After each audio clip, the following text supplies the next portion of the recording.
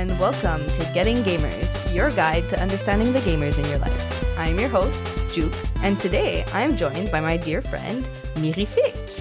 Hello. Hi. So Mirifique and I met while we were studying horticulture, and this is her very first time on the pod, as you can imagine. So as per tradition, how about you tell us where your gamer tag comes from, how you came up with it, etc. Yes. Hi. Thanks for having me on the podcast. I'm excited. My game tag is Mirifique. This is like a really old word that I picked. I would think it must have been around 25 years ago. And when you told me it was a word, I didn't know. It's a French word? Yes. Yeah. But I didn't know it was a word. It's like a not frequent word. Yeah. So at the time I had a lover who was a Francophile and he taught me this word, mirifique, and it means like marvelous, amazing, wonderful, but has kind of a nice poetic fairy tale twist to it. Yeah, because when I hear mirifique, I think féerique or fantastic even, you know, like. Yeah, fantastic. That's good, Yeah. Oh, I like it. And it suits you because for those who don't know, well, most of you don't know my friend Mirifique, but she is very like fairy vibes and she goes to Renaissance fairs and it's just, I think it suits you very well. I don't know if 25 years ago you realized how well that gamer tag would suit you. Yeah, I was already like a wood elf. Oh, yeah? Yeah. Cool. Yeah. So I think my first question here, because, you know, obviously we talk a lot off pod, we're friends, is do you consider yourself a gamer? I don't know. I wouldn't say that I consider myself a gamer. I play games sometimes, and then I go through long stretches of nothing, and then I obsess about something when I have more time on my hand, or like after a big breakup a few years ago, like I had to get some of the anger out, and I played like Diablo 3, 4, 5. But I totally relate to that because I also don't consider myself a gamer, but I do game more than a non-gamer would game.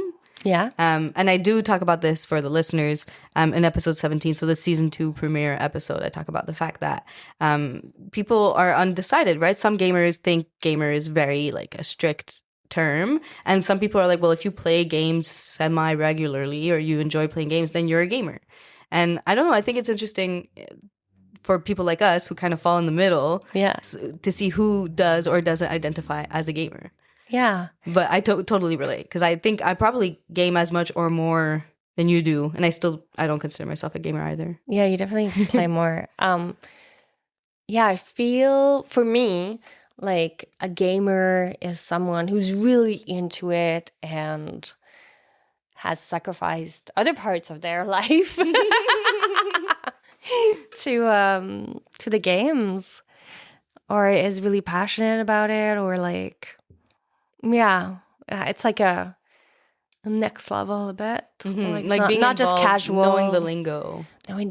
Yeah, there's a lot of jargon. I think that for me, that part, the lingo, decides whether or not someone is a gamer or not. Like, I don't know, like, well, not decides because I think you decide whether or not you call yourself a gamer, but I think that most people I know who game but don't consider themselves a gamer are people who don't necessarily know the lingo as much versus people who are maybe casual gamers like us but are more involved in the like social media and so they know the terminology more, might consider themselves gamers even though they might play as much as we do.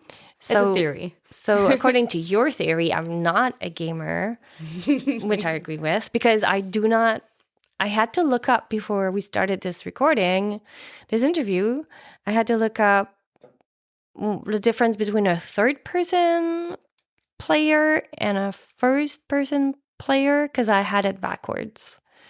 And in my defense, she's a good friend. The FPS versus third-person shooter episode is not released yet when we are recording this, because otherwise she would have known. I know you need an episode to, It's coming out. Actually, it's coming out for beginners, because I just remembered when I started playing, like when the first games like Tomb Raider came out, I couldn't play because I was like really enthusiastic, loved Lara Croft and the archaeology aspects and doing pirouettes, but I just kept hitting the walls. Like I couldn't go upstairs without just feeling nauseous. Like I just never got the hang of it. Yeah, I totally relate, because I played the game I've played the most recently is Among Us, which is a top-down view game, but it's not like I click and the character goes where you click. It's top-down, but you still control where they go. And still, I would get stuck on walls and door frames and corners of buildings. I get stuck on them all the time, and then people think I'm an imposter because I'm navigating weird, but I'm like, no, I just suck. I remember like being able to go through doors ways and Among Us was a thing, or like having to like click 10 times on the lever for it to move and be like, what am I doing wrong? I need to be fast about this. It's that thing of knowing that the problem is me, but not knowing what I'm doing wrong. No. Yeah. It's like, I do not have this skill. I don't know how. It wasn't in the tutorial. Please help me. Yeah, that feeling of this should have been in the tutorial, but they thought it was so obvious that it's not. Yeah, what's up with that? So on that topic of struggling with games and stuff like that, you were talking to me about a more casual vibes game, which the listeners know about because that's going to be the title of this episode. But it's called Gris. Yes, it's called Gris. So Gris, for our Anglophone people, is the word gray in French. Yes. So tell me a bit about this game and go for it. Yeah, it's been... Gris has been one of my favorite game ever. It's beautiful. Like the artwork is all watercolor-like. And it's a bit oriental. And you move through these levels, but it's really intuitive. There's no words. There's really atmospheric music. And you have to figure out how to solve the level. So it's kind of little puzzles. It's little puzzles. But calm puzzles. Calm. Okay. Yeah, like you have to find a way to swim to get like a little star-like light and find like all 6 of them. Or sometimes you have to... Yeah, like sometimes there's like one that's fun and that's a little bit more challenging to control is sometimes you have to go and catch red little birds, and then that allows you to jump super high because they kind of like make you fly up. But then if you don't get it right, you have to go back to where you found them to find them again and then try to jump again. So it's really intuitive. And the concept of the storyline of Gris is a girl who's grieving and everything is gray, and then each level has like one color. One is like more reds, more blues, more yellows, and then at the end you get like a full Okay, so that's what you were telling me earlier off pod when you were saying it kind of feels like stages of grief, is that like all these levels slowly build up to kind of what feels like healing, maybe like finding color back and stuff like that. That's so I like the symbolism of that. Yeah, but it's not like a sad game because it's just like the grieving concept is it's there, but it's not in your face. It's like abstract. And it's more like contemplative. It's so beautiful. It's like just walking through an artwork. Like, I I really loved it. And I started playing on my cell phone and it was way too small. And so I moved to like the big screen. Oh, but that's good to know. So it's accessible on mobile as well. Mobile, tablets, and on PC. It's really affordable. I think it's under $10. I like the concept of that because we talk a lot about on this podcast about initiating or how to help initiate people to games. And I think these casual, calmer games can sometimes be a great introductory game because as beginners, I think other gamers forget how stressful games can be, especially when you don't know how to play them. Yes. Even for me, I remember when I was playing Hearthstone, which is a card game online, there's a timer and at some point there's a rope that starts burning down to tell you that you're at the end of the timer. That rope made me make so many bad decisions because of the panic I would get knowing and hearing that of the rope burning. And it's such a casual game. It's a card game online, but just that. But it got your adrenaline going. Yeah. Every time. And then like you're at the end of your round, you have to make all these quick little decisions. At the end, I'm panicking and I'm doing all these stupid and I ruin everything, you know? That's so interesting. Yeah, and like some of the games are like dark and gloomy. I remember living with someone who'd game in the evening and I had to get I was like, you need to get headphones because I cannot fall asleep to this really creepy game music and like the shoot. Like I just I can't sleep at all. Like it's really it give me the creeps, you know? Absolutely. Like, yeah. And honestly, I don't understand gamers who game without headphones. I have a friend in our Among Us group that we had to kind of bully into putting headphones on because we could hear everything. Yeah, I think now everybody understood that it's a must. Yeah. If you live with someone and even if you just have neighbors, you know. Yeah. Yeah, especially in Montreal buildings with the walls are so thin. Yeah. Absolutely. Another aspect of this game that I think makes it accessible to initiating beginners is what you mentioned about having started the game on your phone and then being like, no, this is too beautiful. I need it to be bigger. And I think for certain non-gamers, they might not be receptive to the computer right away. Like I know for me, it took me a while to want to play on a PC. I wanted to play with a controller. I wanted to play on the couch in front of the TV with people. It took me a while to get to sitting on the PC to play a game. So maybe a lot of people are way more receptive to their phones. Everybody has a phone. So initiating that person to the game on their phone, and then when they start talking about how beautiful the game is, being like, do you want to have it on bigger? I could put it on my computer if you want. And then that could be a great way to getting them to be interested in playing on the computer and naturally them getting used to navigating the controls on a computer versus on a phone and stuff like that. I think, yeah, I haven't played this game, but I'm so interested in playing it. And from everything I hear and from the visuals I saw, because when you talked to me about it, we went to look at pictures. So beautiful. So beautiful. And yes, the character was female presenting from what I remember, but it doesn't look like a super gendered, cutesy game. It looks like actually an artsy, beautiful game versus some games that are cutesy and maybe more marketed towards women or girls or children. This game, I think, is more just artistic and beautiful. Yes. Yeah, the main and sole character is wearing a triangular cape. And so you see mostly this triangular drapey silhouette kind of walking through and swimming and jumping. But they're not very detailed. Like everything is sort of more of a suggestion than like a detailed, it's realistic. Like it's very soft. Yeah. And the music is really beautiful too. Yeah. Oh, it's true. I didn't pay attention when I was looking at it online to the soundtrack, but it must be, judging by how like they put so much effort into the artistic part of it. Like the music has to be great. Yeah, and I've never played another game like it.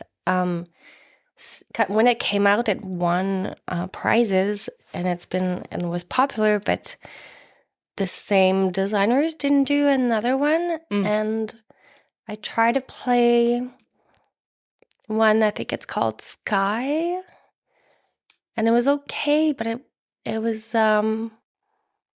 not as fun or fluid or something as Gris. Yeah.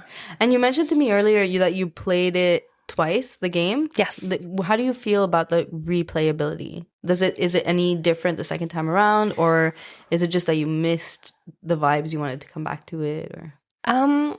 Well, the first time it took me longer to solve the puzzles and to understand how to work the elements in the game.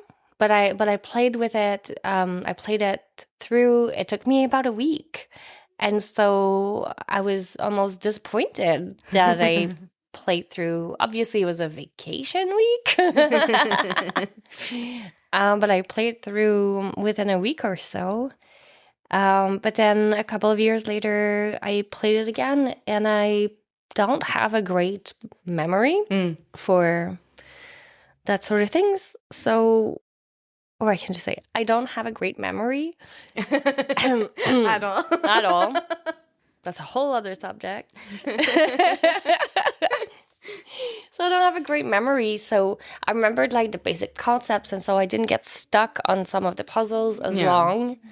But you still got to enjoy it because you didn't remember all of it. Yeah, and it's so beautiful. Like I always loved the watercolor aesthetics. And I've always wanted to kind of create that sort of landscapes and gradients and stuff. So yeah, it's very painterly, and I did art school, so it was really appealing visually for me. And it was I don't think I would replay it like right away the next week after I finish it, but definitely a year or two. Like, it was really great to revisit. Yeah, I get that. And totally understandable that like not all games are replayable back to back right away. But because you mentioned that you finished the game in about a week, a vacation week, granted, and not a work week, but a week. How do you feel? I saw online that the game is about $20. How did you feel about that? Like, because that is very new to me, like the concept of the price of a game and either the quality of the game or how long the game lasts and how people feel about that. So how did you feel about like $20? Granted, a very beautiful game, so maybe it just feels worth it on its own. But did you feel like a week was worth the $20 or?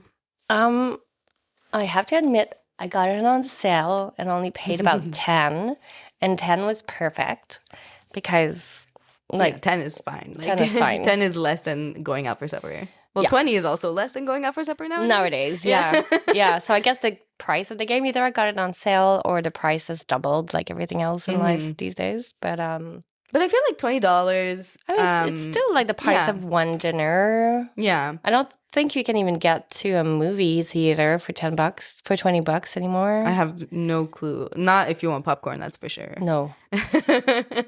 But yeah, no, I think $20, like an outing, one date night costs more than $20, and that's one night. So a week for $20 for a beautiful artistic game, to me feels reasonable. That's something I'm trying to learn more about. Because sometimes I see games, a lot of games are like $80. And for me, I'm like, whoa, every time. And I know for some people, $80 is not a lot. And nowadays, I mean, anything under $100 nowadays is like it's pennies now because of inflation. Yes. But I don't know. For me, $80 is intimidating for a game, especially if it's a game I've never played, or especially if it's like not something that was suggested to me. If I'm just like shopping games I've never heard of and see, I can't. I'm not at that point where I'm ready to put $80 on a game. Maybe I'm just a big baby about that. No, I feel the same. Like, and I think that's part of me not identifying as a gamer because I'm not willing to throw that kind of money on it. Yeah. I'll throw that kind of money on other things without blinking. Yeah. But the amount of money that we've spent on plants compared to what an average gamer spends on video games. It's nothing. And wool and nowadays Legos. Like, oh my God, yes. Legos. Yeah. They're so expensive. So expensive. But one of my friends introduced me to this little shop in Montreal in Hochelaga near P9 Metro called Retro Montreal. And they have a great collection of, like, they have arcades, old arcades you can play while you're there, but they also kind of like a video store. They sell like secondhand games? Yes. Oh. Yeah. In Montreal. Yes. I didn't know you could buy well, I know that like EB Games or whatever, you can like sell your old games and stuff like that, but I didn't know there was like retro Montreal. Yeah, so you get like the actual discs for for consoles and stuff. For consoles. So I have a PS4 at home these days. So I bought some PS4 games. And because they were used, it was like $25-$30 maybe. Yeah. And like depending on how popular or how rare they are, then but they have a fair price. So I really like them. And the good thing is that when you're done playing the game, you can bring them back and they'll offer you some money. Yeah, and they'll go to another gamer who's excited about it.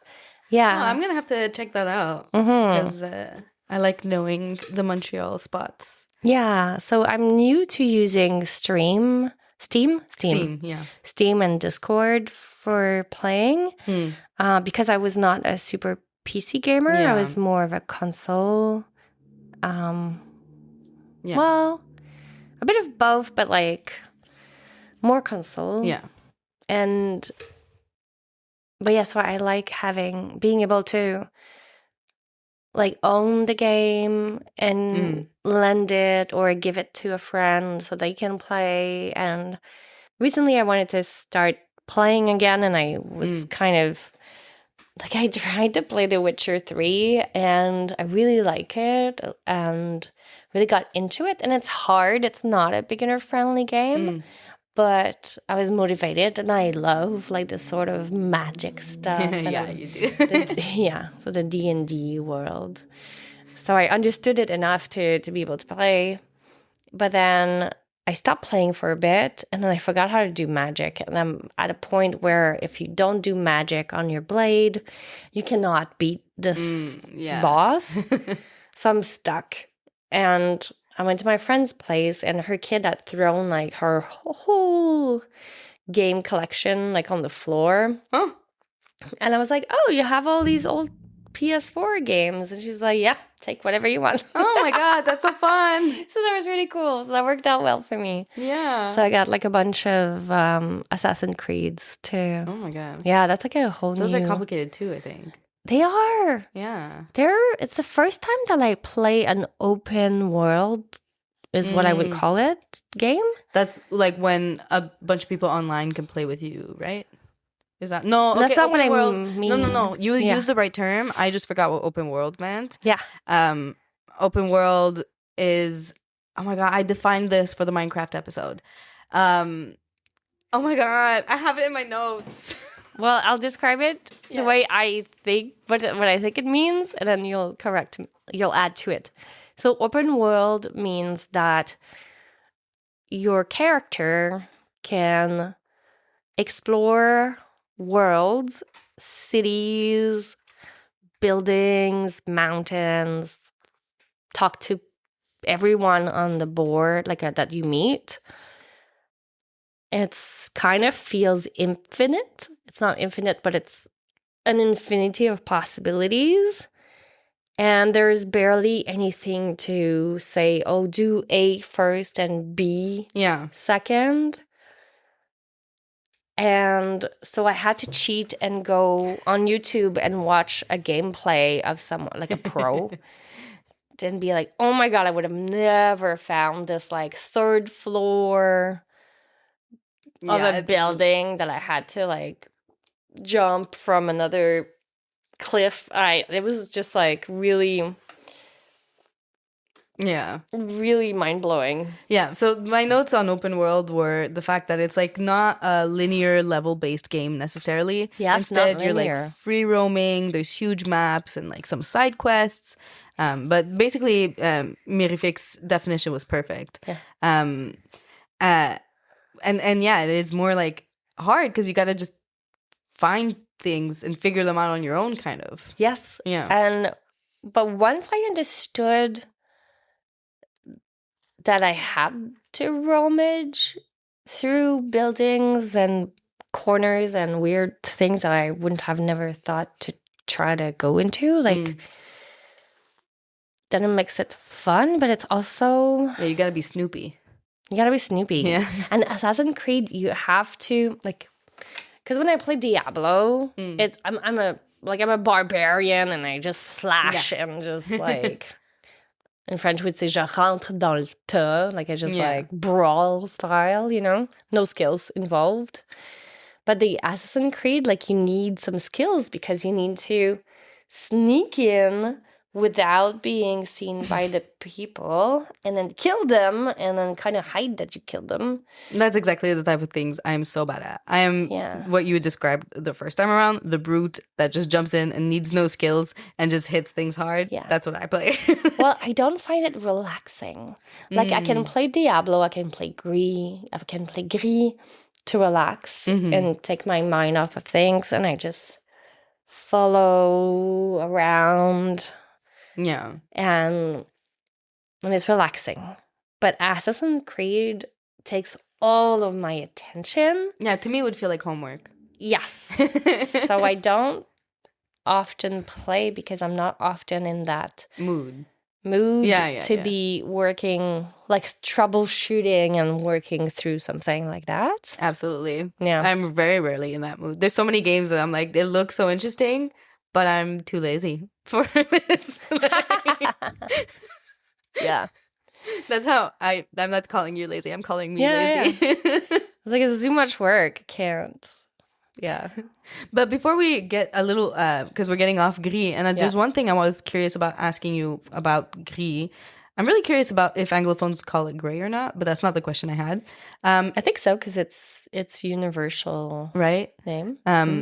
But I see on Steam that it is classed under adventure games. Would that be where you would have classed it? Like, I don't know what all the categories on Steam are, and I'm really not interested in going to look right now. But if you had to like give it a category, would you categorize it as an adventure game, or would you categorize it something different? Because like later in the tags, later on, we see like atmospheric, beautiful, indie, relaxing. So those are like tags or popular, tags that Steam used. But I don't know. I wasn't expecting when we were talking about it that it would be an adventure game. I think it's an adventure game in the same sense that Mario Brothers is, in the sense that you go on a journey. Yeah. I think what you're saying there, I'm realizing that I was thinking about it the wrong way, because what you described about Gris was definitely a journey. Yes. And thinking about it as a journey, I can totally see now why they class it as an adventure game. Yeah. I think when I think of adventure, I think about like action and grandiose things. Yes. That's my bias. You're totally right. I get it now, why it's classed as an adventure game. I see that. Journey, but it's more atmospheric and puzzles. But there's no like bosses. There's no monsters. I don't remember. There's some birds. Do you die in this game? No. So if you fail, you just start over? Yeah, but you start over like that 2 steps. Okay. Like you start over that puzzle or that jump. Yeah. Like, yeah. Oh, so you don't... That's good too for beginners. The frustration of having to start like a whole level over all the time. Yeah, I'm definitely gonna give this game a try, especially since it's not an $80 game. And because I'm looking on Steam and the reviews, recent reviews, very positive. English reviews, overwhelmingly positive. Can someone explain the difference between recent and English reviews? Are English people living in the past? I don't know, but who cares? British people are. Oh. I was not expecting a random dig. And in Chris's interview, in my boyfriend's interview, Mystic, he bashes on Quebec gamers. Now you're creating beef with British people. All my guests are creating beef. Oh, don't have it. No. There's just, overwhelming positive. Yeah. Oh, but I like that there's no language too. So oh yeah, you did mention that. Someone who doesn't know how to read or doesn't read well, or I don't like reading long explanations. Like, I think that's more like old retro games. I always skip through those. I don't care. So I like that it's... Yeah, because that's what you mentioned earlier. There's no talking. There's no narration. There's no story. There's no spoken story. No spoken stories. It's all visual. Yes. And music and stuff. Yeah. And which is also so interesting. There's no buttons anywhere. Like, there's no levers.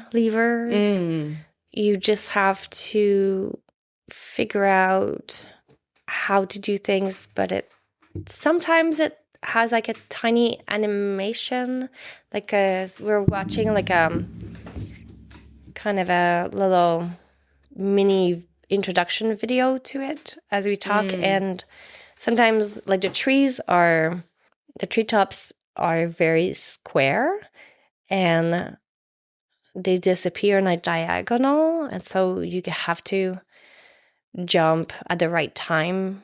Otherwise you slide back down. But it's just like it keeps doing it at a particular rhythm. Yeah. And so it kind of tells you like, oh, like you have to land, otherwise you slide. And so you kind of, it gives you like little cues, but they're never verbal cues. So it could be good for like children or people that are not very, that don't read. Also makes it like internationally available. Yeah, true. There's no need to be translated or anything like that. Yeah. Yeah. Oh, I love that. Yeah. I feel like it's very cosmic a bit too. Like very cosmic. Yeah, I'm looking at the little video on Steam, and it does have some cosmic-y vibes to it. Mm-hmm. Yeah. It is. It definitely. It's an aesthetic. It's an aesthetic game. Yeah, absolutely. So before we sign off on this episode, something I like to do while I'm waiting to get sponsors and stuff like that is that I like to plug people, like businesses and people in my life that deserve more attention. So is there any like thing you want to plug for yourself or for people in your life? I think Retro Montreal deserves a visit. Yeah. Online and offline if you're in the area. That's absolutely a great idea. Retro Montreal can be found at retromtl.com. And let me see if they have social media. They do have social media. They have an Instagram, RetroMTL, once again. They have Facebook, which is also RetroMTL. And they have a TikTok, which is probably RetroMTL. Yes, at RetroMTL as well. So check those out. Go, if you're in the Montreal area, go check them out in person. Mirifique just mentioned that they also have events and stuff like that. Mm-hmm. So check that out, because maybe you can find community over there. Yeah. And yeah, thank you so much for coming on the show. Thank you for having me. I'm really excited. And until next time, GG. Say GG. GG. Because that's a good game, eh? Yeah. So that's jargon. Yeah, sorry. So GG. Our podcast art was made by the wonderful Ariel, who can be found on Instagram at ProfitOpossum, and our intro and outro music was made by David Thespian from thespianstudio.com.